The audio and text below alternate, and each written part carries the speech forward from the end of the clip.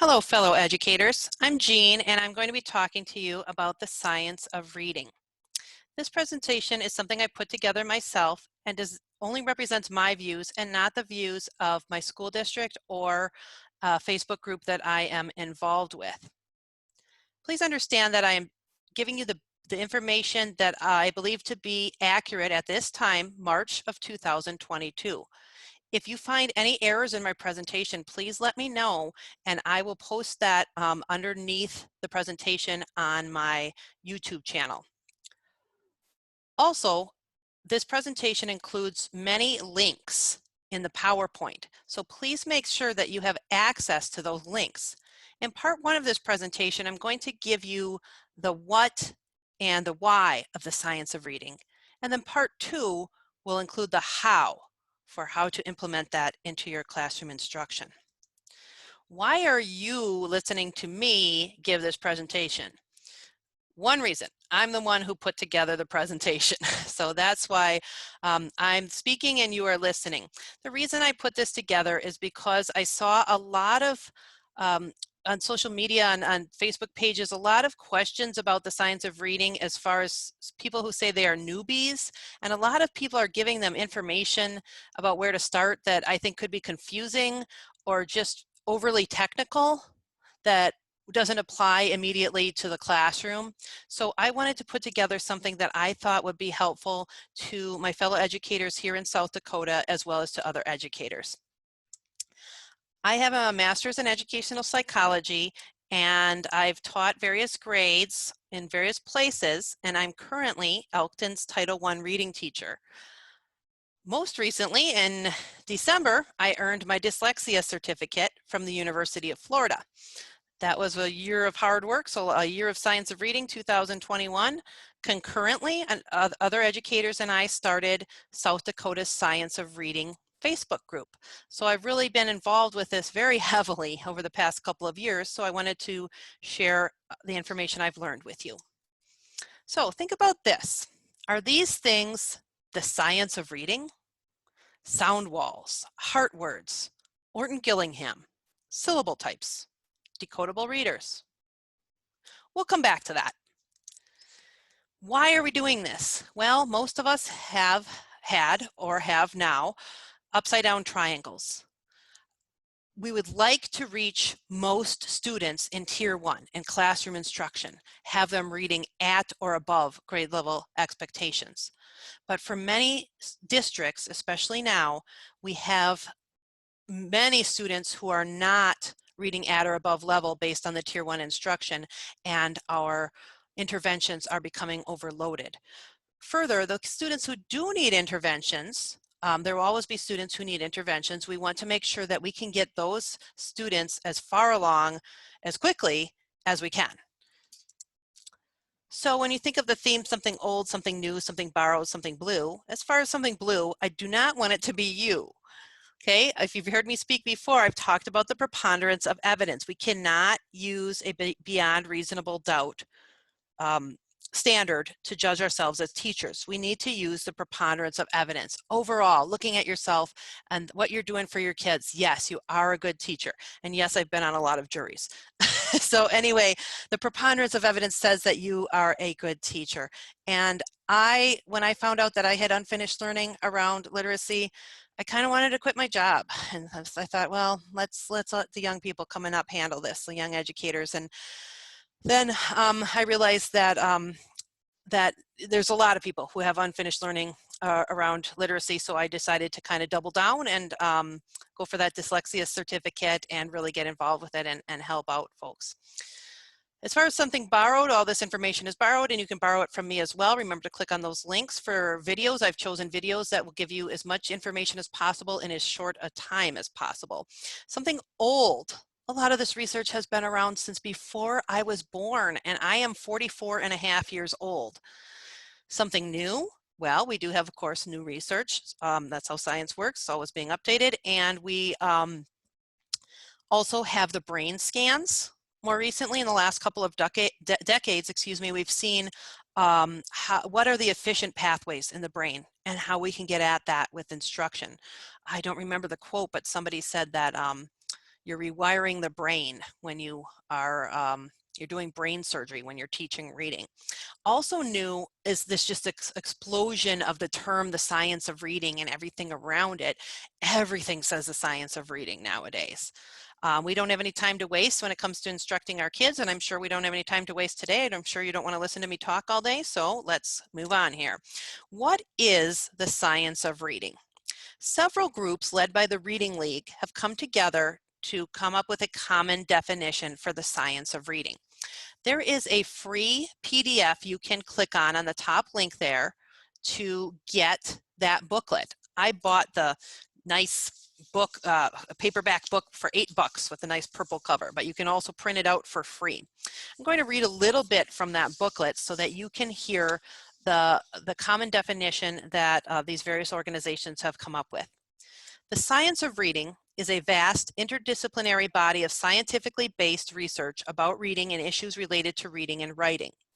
This research has been conducted over the last 5 decades across the world, and it is derived from thousands of studies conducted in multiple languages. The science of reading has culminated in a preponderance of evidence to inform how proficient reading and writing develop, why some have difficulty, and how we can most effectively assess and teach, and therefore improve student outcomes through prevention of and intervention for reading difficulties. Then they say that the science of reading is derived from researchers in multiple fields: cognitive psychology, communication sciences, developmental psychology, education, special education, implementation science, linguistics, neuroscience, school psychology. What the science of reading is not. It is not an ideology or philosophy. It's not a fad, trend, new idea, or pendulum swing. It's not a political agenda, a one-size-fits-all approach. It's not a program of instruction, and it's not a single specific component of instruction, such as phonics. The defining guide has a lot more information, so I do recommend accessing that free document. I also recommend listening to Dr. Stephanie Stoller explain the science of reading in 3 minutes or less. It is definitely something that you should access. I've listened to it many times, and I have the link right there. Now, buyer beware. Everything says the science of reading nowadays. Everything says Scarborough's reading rope, simple view of reading, systematic explicit instruction, alphabetic principle, phonics, and many other things. Okay, not all of those products are aligned to what we know based on the science of reading. They are not all evidence-based. They sometimes are taking one part of their program and saying it's part of the science of reading, or it's just false. So please beware that just because somebody says that something is aligned to the science of reading does not make that true. Dr. Steve Dykstra gave a presentation last October at the Virtual Reading League Conference, in which he talked about the science of reading being the bullseye, here the yellow part in the middle there. And this is the rock solid science. It's clearly established by multiple converging bodies of robust empirical data. It's as close as we get in social science to absolute truth. So examples of things in the bullseye are: good readers are good at decoding. Phonemic awareness is important. Teaching phonics gets better results than not teaching it. So according to Dr. Dykstra, and I'm reading from his slide here, when we say science of reading, we better mean this. There's a lot that we teach that is outside the bullseye. According to Dr. Dykstra, there is not enough inside that bullseye to teach all day. So we are teaching things that are outside, that are not quite hitting the bullseye. We are taking what we know to be the bullseye science and then making decisions based on that. There are things that are completely outside the bullseye, such as looking to other places besides the word when you are first trying to decode a word. But most of what we do is not bullseye science. We take what we know that the science shows and we make decisions for our own classrooms based on that. So back to this, are these things the science of reading?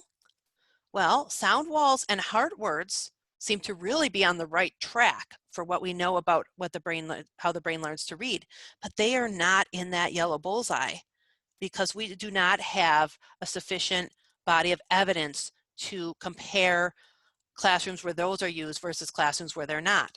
So I do not use heart words or a sound wall. You cannot come into my classroom and tell me that I am not implementing the science of reading. Those are, it seems like very effective tools that teachers are using based on what we know about the evidence, but there are also other effective tools and other decisions that can be made by teachers who do follow the science of reading. Orton-Gillingham has been the gold standard for many, many decades. And if you are implementing an Orton-Gillingham approach or a boxed program, that is likely to get many of your students reading that would not be if you were not using something that is that high quality. However, Orton-Gillingham is difficult to study, because anytime we're studying anything in education is very difficult because there's so many variables. And Orton-Gillingham is an approach. So there are different methods. I was trained in the U-Fly intensive method. The method you are trained in for Orton-Gillingham may be different, and a box set might use yet a little bit different variation of Orton-Gillingham. Furthermore, within a method, we make a lot of instructional decisions. So the U-Fly intensive is basically a template where I filled in a lot of things that I had made decisions about on my own. So it's very difficult to measure how much Orton-Gillingham is working because it's so different and what aspects of it are working. But some researchers have been able to tease out specific aspects and have found out that, for example, the systematic, explicit, cumulative nature of Orton-Gillingham programs, there's very strong evidence for that. The large muscle movements associated with Orton-Gillingham programs such as skywriting do not have as much evidence for them. The evidence there is pretty weak. That doesn't mean that they don't work for kids. It doesn't mean that you shouldn't use them, but we have to understand that not everything there is in the bullseye. Now, as far as syllable types, we've learned to teach the 6 syllable types. And we thought that that was the best way, aligned with the evidence, to teach syllables. But there may be a better way, which I'll talk about on the next slide. And decodable readers. Now, I love decodable readers with all of my heart, but the evidence is just not as strong as in my head it is. So in other words, I'm making decisions that are based on the bullseye, but what I'm doing and what I am implementing in my classroom isn't necessarily in the bullseye. So decodable readers, we know that they can be helpful for practicing the phonics skills that we have taught students. But there is no body of evidence that says that using decodable readers exclusively in early reading will get you better results than using decodable readers and then also having kids have access to other books.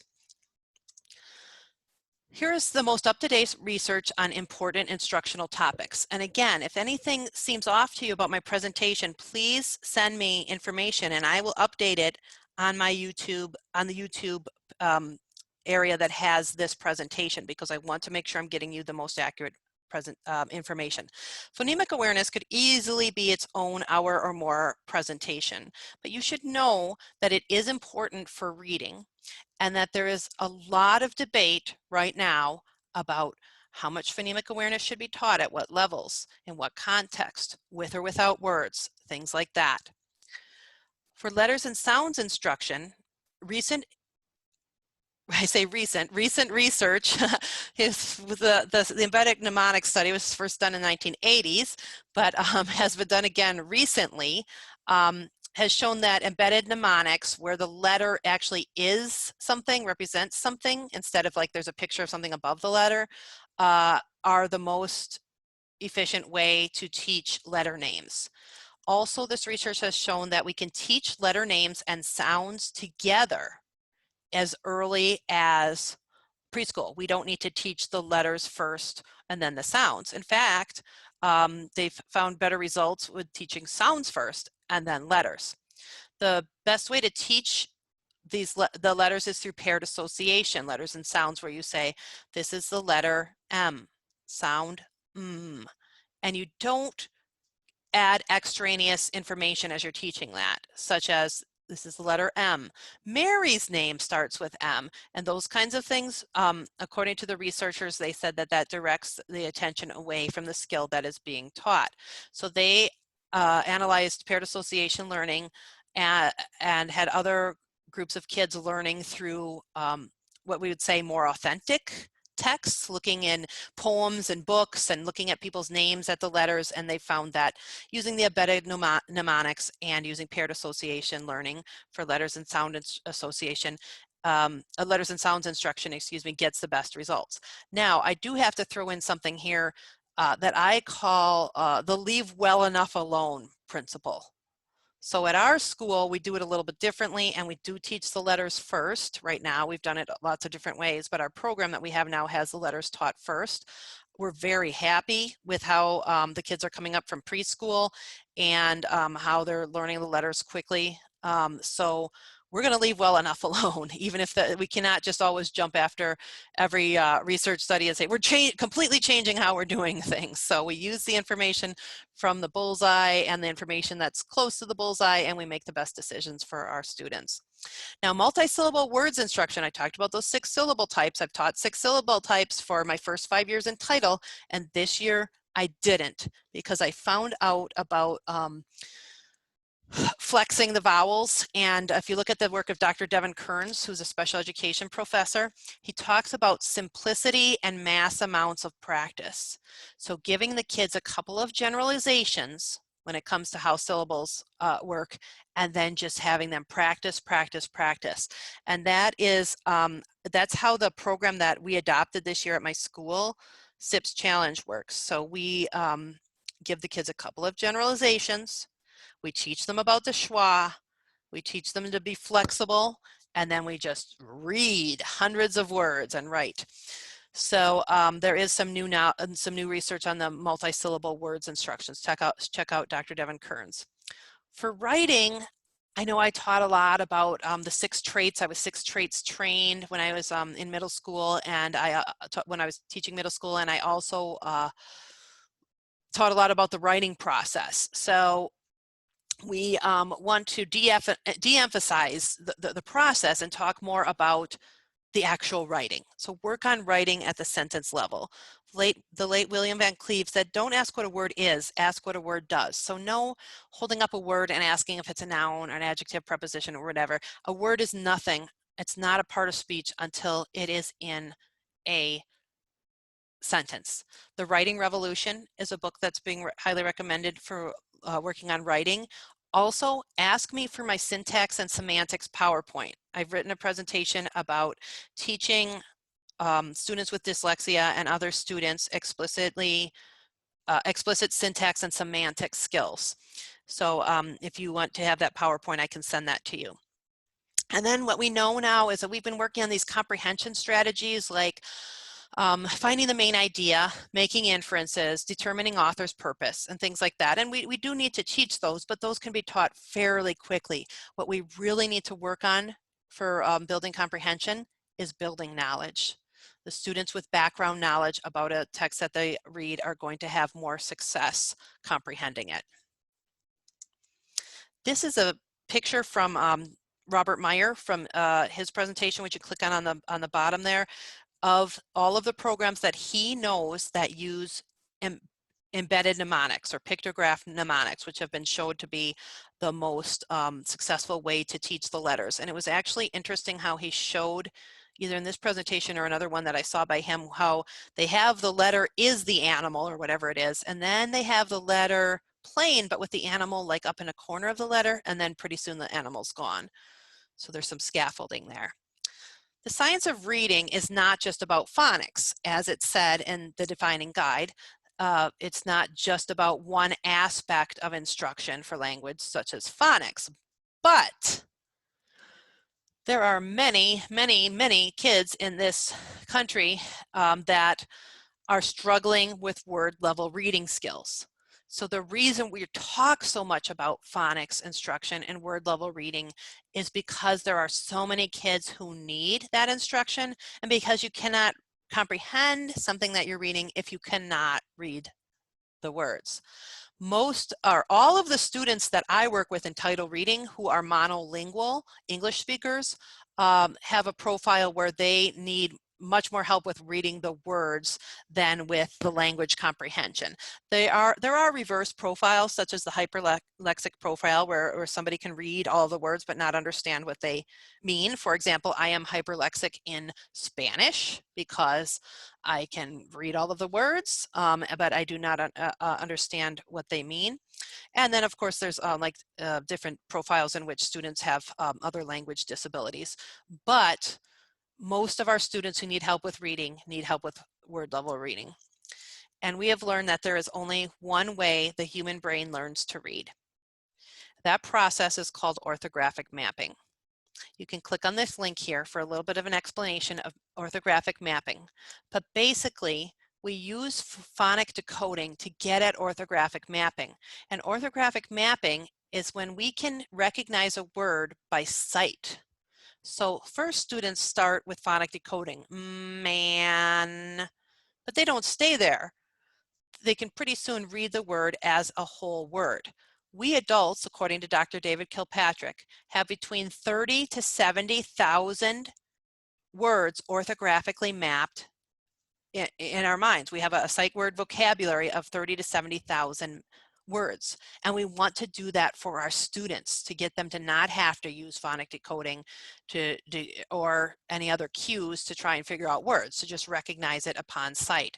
So the brain scans that have been done over the past couple of decades have shown how we can get at that and how efficient readers do recognize every letter and every word, but they do it very quickly because the word is in their sight word vocabulary. We know that it takes 28 hours to begin to rewire the dyslexic brain. And how do we do that? Through explicit instruction, which I'll talk about in a moment. The simple view of reading talks about this fact that we cannot get to reading comprehension without two things: word level reading and listening comprehension. We have to be able to understand the words in the language that we're hearing them or reading them, and we have to be able to read the words to know what they say. At the time that Goff and Tumner came out with a simple view of reading, around that time, Dr. Hollis Scarborough came out with her reading rope. They did not work together, but they both came out with different ways of looking at this, but they get at the same thing. So language comprehension, we definitely need those things. We need the background knowledge, syntax, semantics, vocabulary, all those things. But we also need to be able to do the bottom things there, the word recognition, to read the word. We get at that with phonological awareness and decoding so that we have a large sight word vocabulary. The way to teach skills related to language is through structured literacy. In structured literacy, we use systematic, cumulative, explicit, diagnostic instruction to teach those things in the middle there, the language skills. So it's not just about the sound symbol correspondences. It's not just about phonics, but that is a very important part. But so are the other parts of language learning. Now, the most efficient way to teach foundational skills is through explicit instruction. And we know this through looking at how the brain learns to read efficiently and what instructional methods work best for it. Dr. Anita Archer refers to explicit instruction as drill and thrill. I definitely recommend that you click on this link because she explains why we would use explicit instruction and when we would use it. Obviously, we need to have the kids be working on their own at some point, but when we are starting to teach a foundational skill in language, we want to use explicit instruction. But isn't explicit instruction boring? For whom? When the students are getting the instruction at the level that they need, they are engaged in learning how to read.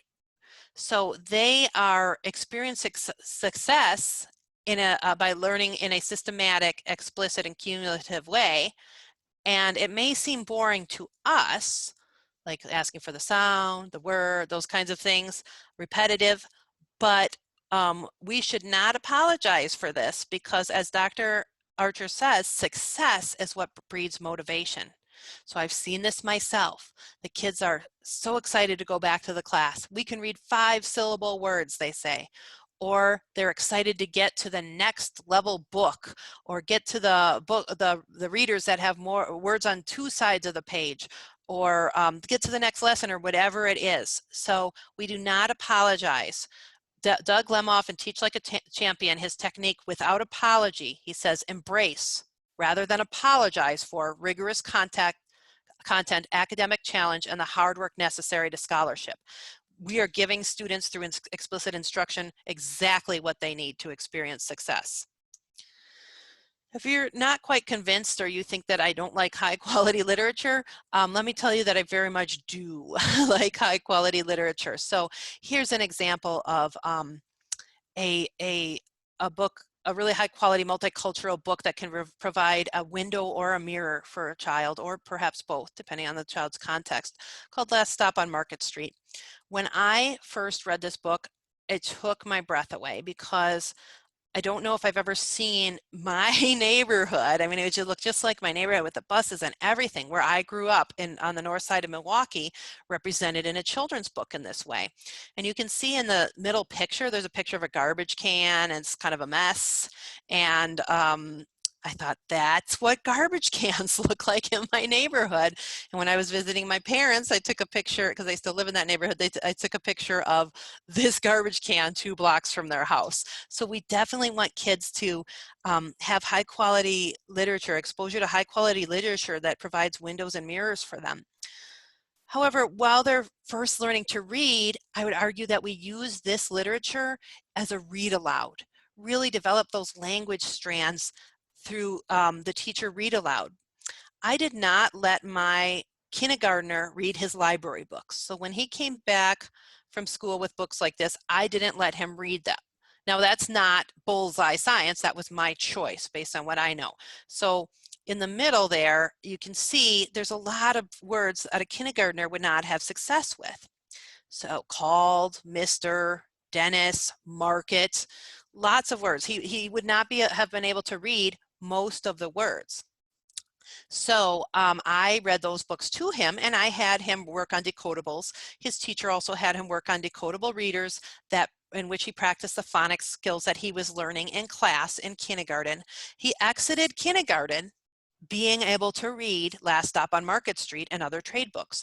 Most kids will not get there at the end of kindergarten, but a point here is that this explicit instruction is not just for kids who have difficulties with reading. It works for everybody. I did exactly what I would do with a title student with my son, but just in a more compressed timeline. So what am I talking about with decodable reader?